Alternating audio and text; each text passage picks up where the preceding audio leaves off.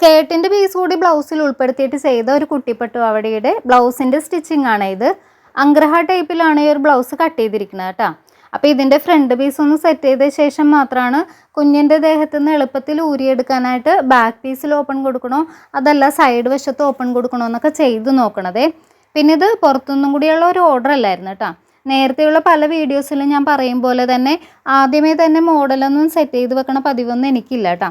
അപ്പോൾ നമ്മൾ ഓരോ വർക്ക് ചെയ്ത് തുടങ്ങിയ ശേഷമായിരിക്കും ചിലപ്പോൾ നമുക്ക് ഓരോ ഐഡിയാസൊക്കെ വരുന്നത്. അതുകൂടി കൊണ്ടിട്ടാണ് ഞാൻ അങ്ങനെ പറഞ്ഞത്. പിന്നെ ചെയ്യുന്ന വർക്ക് നമ്മുടേത് കൂടി ആകുമ്പോഴേക്കും നമുക്കതിൻ്റെ അകത്ത് പല വർക്കും പല മോഡലൊക്കെ ഒന്ന് പരീക്ഷിച്ചും കൂടി നോക്കാവുന്നതല്ലേ ഉള്ളൂ. പിന്നെ അവസാനം ഞാൻ എളുപ്പത്തിൽ ഇത് ഊരിയെടുക്കാൻ പറ്റിയ രീതിയിൽ ഈ ഒരു ബ്ലൗസ് ചെയ്തെടുത്തിട്ടുണ്ട്. അപ്പോൾ ഈ ഒരു ഡ്രസ്സിൻ്റെ ഫൈനൽ ലുക്ക് വരുന്ന വീഡിയോ ഉടനെ ഞാൻ ഇടുന്നതാണ് കേട്ടോ.